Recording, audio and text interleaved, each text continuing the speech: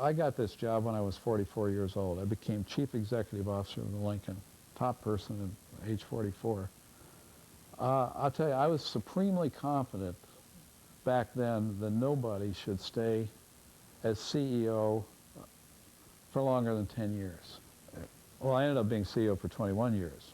Lincoln Life's contributions to the community became a way of life for many people, due in no small part to Lincoln's leadership under Fort Wayne native Ian Rolland. So we feel it's only fitting that we choose a former Lincoln chief executive for the first in our series of Profiles in Leadership.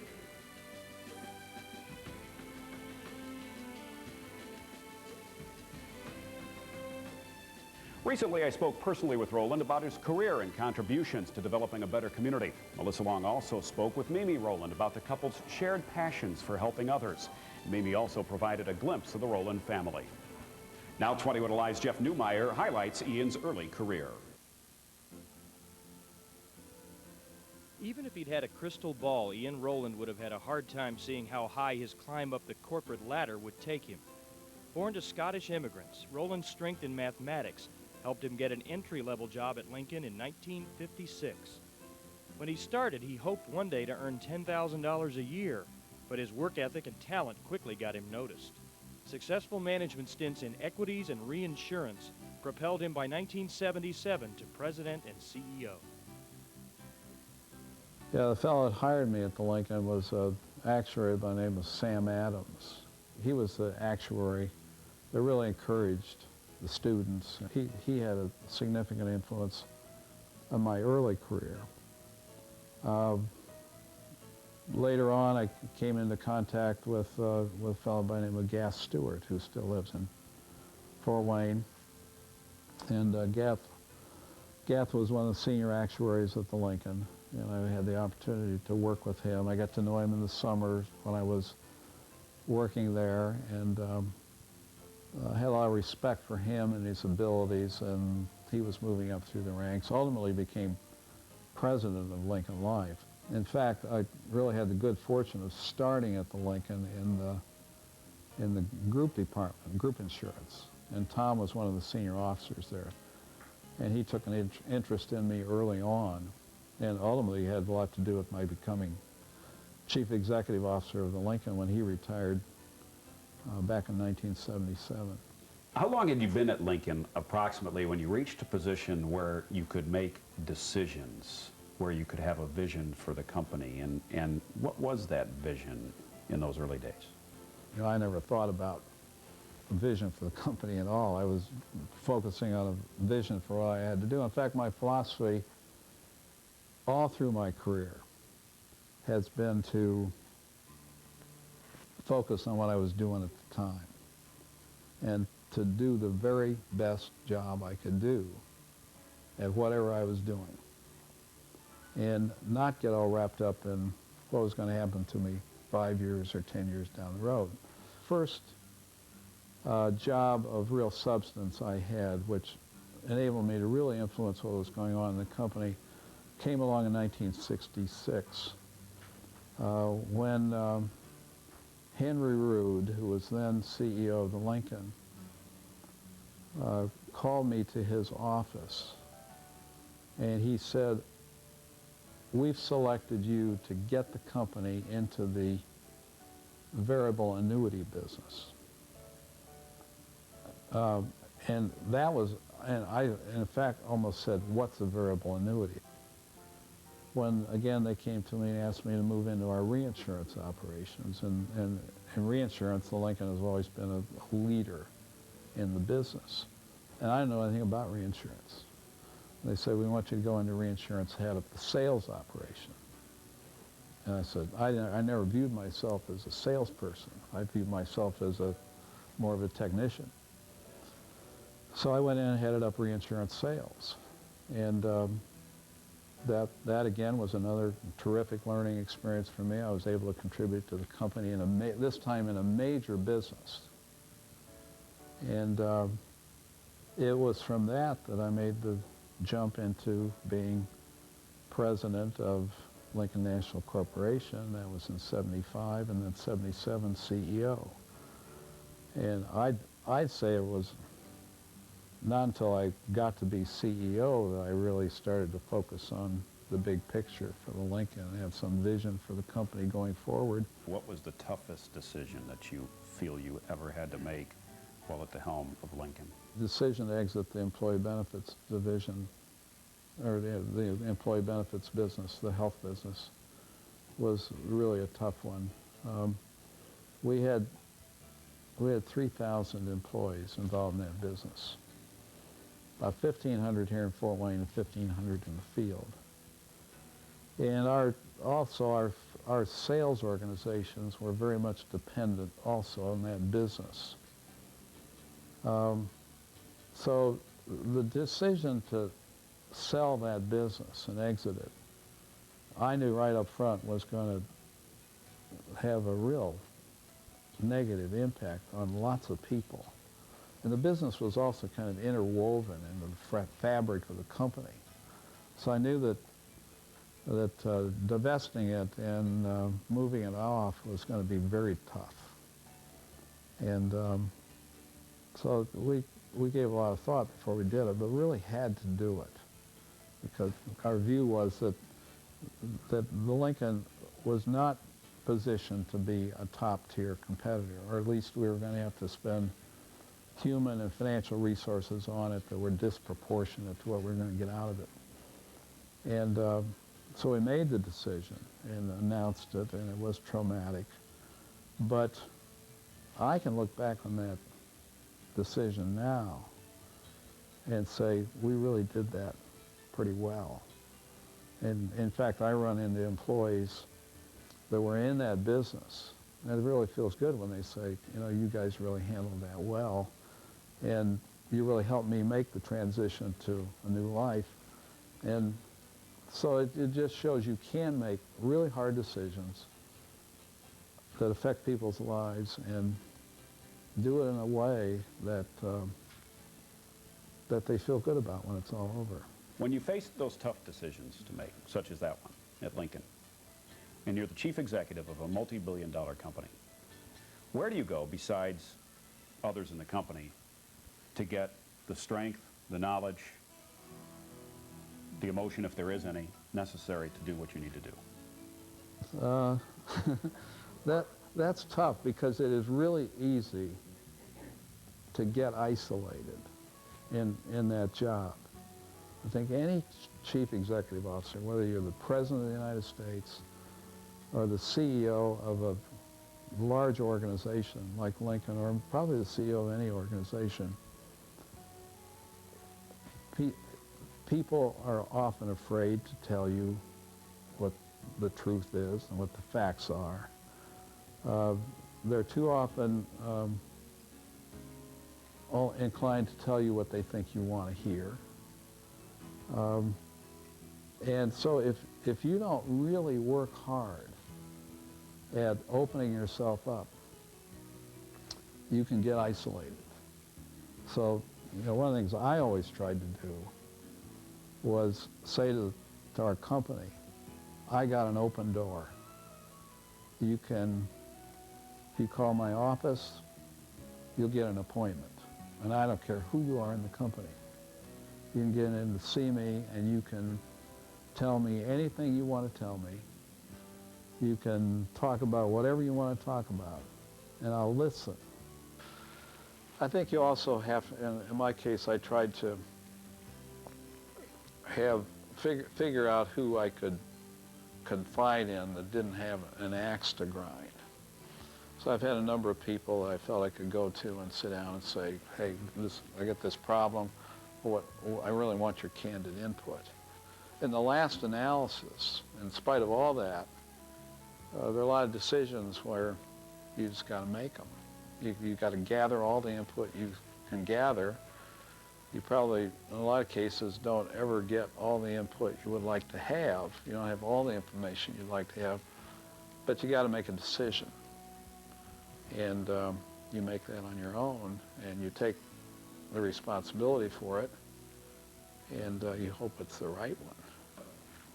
During your tenure at Lincoln, what was your greatest concern or the biggest challenge that you faced for the company? I suspect the time of the greatest challenge, where I suppose I laid awake more at night worrying about the company, back in the late 70s and early 80s when interest rates, short-term interest rates went to 21%. That's really a terrible situation for a financial company, because our policyholders, life insurance policyholders, annuity policyholders, could pull their money out of the Lincoln. And that money was invested for the long run. And I remember at the end of every day, I'd bring up on the computer the cash flows for that day to see how much those conditions had lasted longer than they did. Lots of financial institutions around this country would have been in very serious trouble, and ultimately the Lincoln would have been too. So we learned. We learned all about more appropriate investment strategies, making sure that we were able to match our cash outflows with our cash inflows, and we became far more sophisticated in the way we ran our business. And so the company right now is much healthier and much better run for having gone through what we did, but it was painful at the time. You were once listed among the top 10 most powerful people in Fort Wayne as the most powerful person in Fort Wayne. What, in Ian Rolland's view, does it take to be in that position? A willingness to lead, a willingness to be involved, courage to follow your own convictions, courage to take tough stands, even unpopular stands. In the months since you have left as the Chief Executive Officer, how do you feel about what's happening at the Lincoln, as far as the business direction and as far as the talk about the corporate center itself? Yeah, well, I knew when I retired there was going to be change, because the environment that the business is operating in is changing more rapidly than ever before, and companies need to adapt to it. But, you know, I've said that I never thought about moving to corporate headquarters. I grew up in this town. I think it's a great town to live in. I think it's a good town to do business in. And I think the Lincoln would prosper in Fort Wayne. You laid the groundwork for Lincoln's role in the community philanthropically and as far as in its activities in the community. You've been called an activist by some. For iconoclast by some. Both. I was going to get to that. Okay, all right. What sparked you? Where in your career at Lincoln, and what was the issue that sparked you to feel that you needed to be involved? Or does this go back to your father's influence? My parents, both, my father and my mother, were very involved in our church. I grew up in the Crescent Avenue, which is now United Methodist Church. So I suspect there was some bit of role modeling there in terms of their willingness to give some of their time to a cause outside. I think I was also influenced by the pastor at Crescent Avenue Church, and that was there for a lot of the years while I was growing up. And his name was A. Hunter Colpitts. And he was pastor over Crescent Avenue, I think, for about 20 years. Through Crescent Avenue Church, with Hunter Colpitts and I kind of collaborated to form the East Wayne Street Center, which still exists, and it's one of the prides of my life, because it was nothing, and we were able to scrape together some money, and the building over in East Wayne Street, and my wife Miriam got involved in it through the Head Start program, and so it became a matter of outreach for both of us. And it's the first time I learned about what was going on in the inner city of Fort Wayne, learned what discrimination was all about, the impact of discrimination, saw what was going on in the schools in the inner city of Fort Wayne, saw what kind of housing people were living in, the impact of slum landlordism. And I said, this is all wrong. Somebody's got to do something about this. And I said to myself, if I ever get in a position of having the resources that I can have some control over, I'm going to use those resources in some way to deal with these issues. And I have always said that our corporate public involvement activities at the Lincoln were based on business issues. It's not a do-gooder program. It's not a giveaway program. Corporate public involvement is an integral part of our business strategy and aimed at making the communities where we do business better places. So, for example, you don't have to move from a community. You've made a difference in the community and the quality of life so that it becomes a good place for your employees and for your products. You, in the 80s, made some very strong statements about the fact that this community's public school systems were not turning out the type of workers, the type of students with the type of skills that you needed to be, for them to be productive and for you to be productive in this community. Right. And from there, we led to desegregation issues and other issues involved in the school system. Well, my interest in education, I think, well, probably went all the way back to my belief in my own personal life that education was important. But it also had some roots at the East Wayne Street Center also, where, you know, I got into those inner city schools. Harmer School, which was down in the inner city, I got inside of, and I saw the conditions in that school and other inner city schools. I started badgering Lester Greil, who was then superintendent, that they had to do something about desegregating these schools because these African-American kids weren't getting a fair shake. You know, as you know, ultimately they finally desegregated the junior highs and the high schools, but they did it on the backs of the African-American inner city kids by closing all the inner city schools and putting them on buses and busing them to the suburbs. This is an issue I'm going to keep hammering on until I've got enough influence to get something done about it. I think we've come a long way. But we are educating some of the best educated kids that have ever come out of our school systems. So these were the things that made me think education was really important. And important enough to be willing to stick your neck out and be controversial. You got to decide what's really important to you if you're going to get involved in a tough issue, and then go for it. And I decided education was one of those issues. Let me ask you to comment briefly on some of Lincoln's other philanthropic endeavors or charitable efforts in the community, and specifically AIDS education, child care. I know that's a big issue at the Lincoln. You were sure that you've been named as one of the leaders in the industry for working women when it comes to child care issues. Well, one of the things I'm really most proud of is the fact that we've been on the Working Mother magazine list for 12 years. And the list has only been in existence for 13 years, and we didn't know about it the first year. And as the 100 best, one of the 100 best companies. AIDS is another one that some thought was maybe controversial.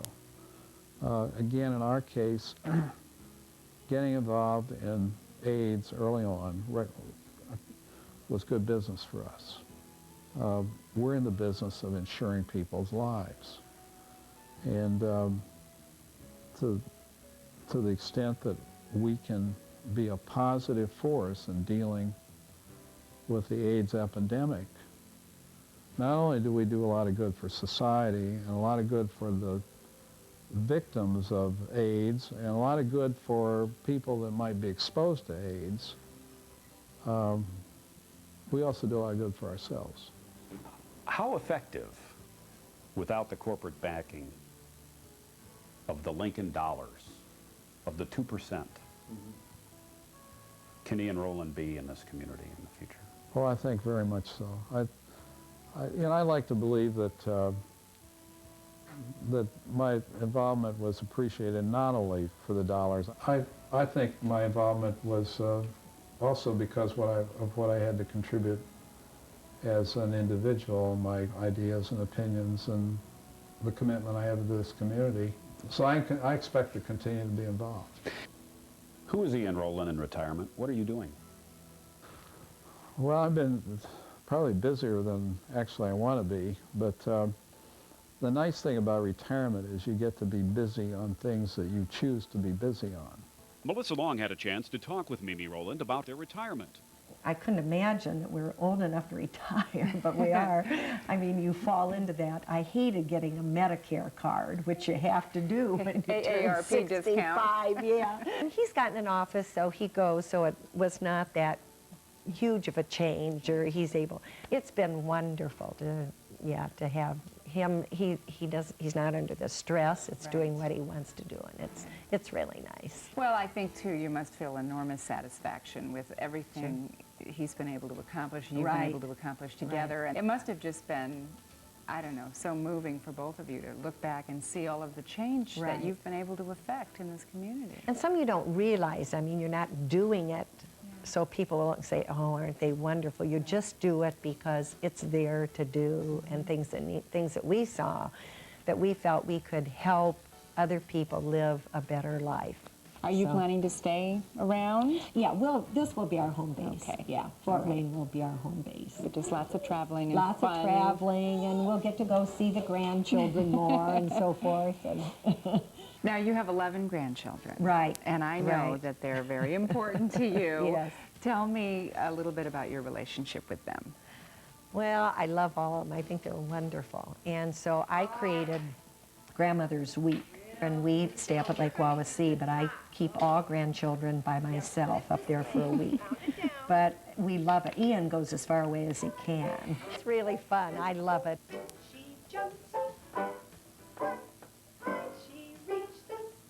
You're still running and still exercising. I run about 30 miles a week.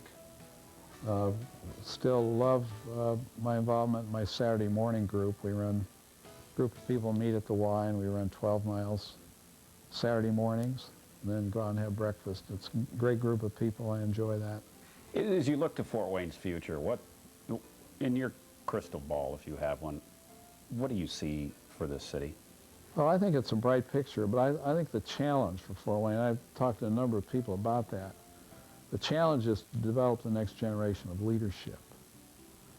Who are the people out there that are going to replace the Jack Laymans and the Dick Dormers and people like that that have had such an impact? You know, I'm not going to be around that much longer, and but I think that the future of this community is terrific. I say the quality of life and the people that are here, and the fact the community is accepting of new people, and that we have a healthy business community to build on. So I think that's all very positive for the future. Ian, as you look back, what, if anything, do you think you would change in your career and your life?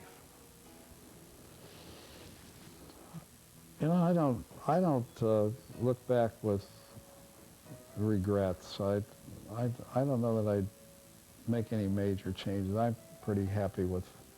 I made mistakes, but on balance, I feel pretty good about what I accomplished. If you know, I spent a lot of time at the office, and probably if you do it differently, you'd spend a little more time with your family. But my family's turned out okay, so I really don't have any regrets. I wouldn't.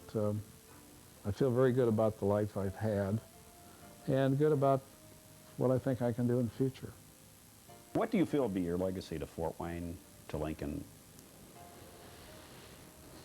I guess since I figure I got a few more years left, I haven't given a lot of thought to that. But you know, I want people to believe that at the Lincoln that the company was successful under my tenure, that it grew, that we.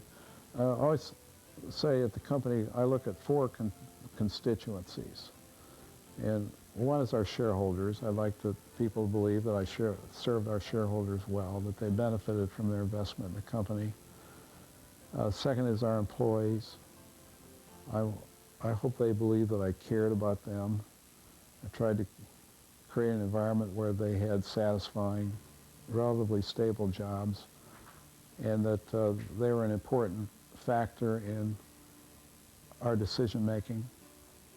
The third is our customers. I like them to think that while I was there, we provided excellent services and products that helped them deal with their financial responsibilities.